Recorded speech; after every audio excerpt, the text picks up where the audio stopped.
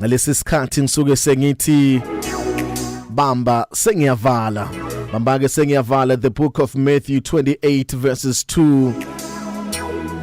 Suddenly there was a great earthquake, for an angel of the Lord came down from heaven, rolled aside the stone and sat on it. There was a great earthquake. An angel of the Lord came from heaven and rolled aside the stone. Elokhuluma nawe namhlanje abesifazane bayavuka ekseni ngosuku lwesithathu bahambe bayaxoxa indaba bayakhathazekile ukuthi uJesu ubulewe waphanyeka isiphambanweni wasiwangcwatshwa sebeyavuka ke ekseni bayobheka ethuneni lakhe bafuna ukuyomgcoba nangamafutha bayokwenza izinto ethuneni lakhe bahamba bayaxoxa bayakhuluma bathi ngiyabona siyahamba sibheke lapho siyakhona kodwa inkinga esinayo la ulo muntu esiya kuyena ithuna lakhe livaliwe ngetshe elikhulu esingazi ukuthi siyolisusa kanjani bahambe bayakhuluma bethi kazubani ozosusela itshe ubani ozosiginqela itshe ngoba singabe sifazana asinawo amandla okuginqa itshe ibakhathazile le ndaba yokuthi lapha baya khona kunetshe elikhulu elivaliwe abanganawo amandla ukuthi belisuse ibaphathisa ngosizi ibaphathisa ngestress le ndaba iyabakhathaza ukuthi bazokwenza njani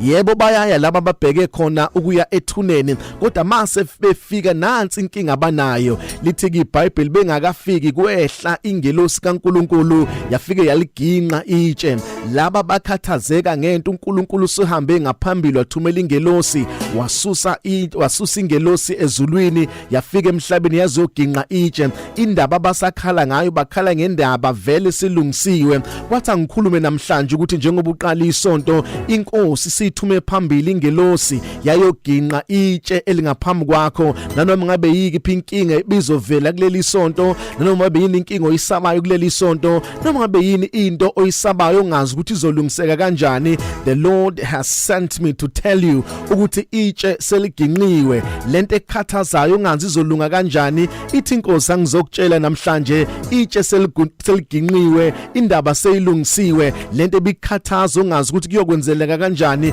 inkosi sihambe phambili yalungisa isimo asisekho isikhathi sokukhathazeka ningakhathazeki ngalutho manje ngoba itshe selisusiwe lento obuyisaba ukuthi iyokwenzeka kanjani inkosi siyenzile leli itshe belibekwe phambi kwakho ungazi ukuthi uyolisusa kanjani khona omunye namhlanje okhala inyembezi ucabanga isimo ongazi solungiseka kanjani inkosi ithi ngikutshela ukuthi indaba yakho sekudilwe nayo seyilungisiwe uNkulunkulu sihambe phambili wayilungisa indaba yakho ngakho ungabe usasaba ukuthi kuyokwenzeka kanjani inkosi esikhonza inamandla okulungisa izimo uthi omunye ngisesibhedlela inkosi sihambe phambili yakwelapha yakuphilisa uthi omunye kade ngifuna umsebenzi inkwanyana ngazi ngizophila kanjani ithi inkosi angikutshela isihambe phambili indaba yakhe isiyaziwe ezulwini ukukhala kwakho kufikile ezulwini inkosi sihambe phambili yalungisa indaba yakho ungabusakhathazeka manje ungabusasaba manje ungabusayibulala manje ungabusathuswa izinto manje itshe seliginqiwe sekuvuliwe lokho bekukhathaza inkosi idile nakho.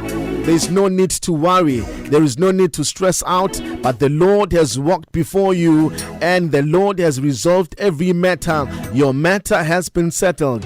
You don't have to worry anymore. Fear no more. Inkosi nawe ikhambele phambili yakunqobela zonke izimpi. The Lord is with you. The stone has been rolled aside.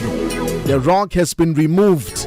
Ungabusakhathazeka. I am Phumlani Nkwanyana. You are blessed, you are favored, and you are set apart. Good morning. Mega Grace.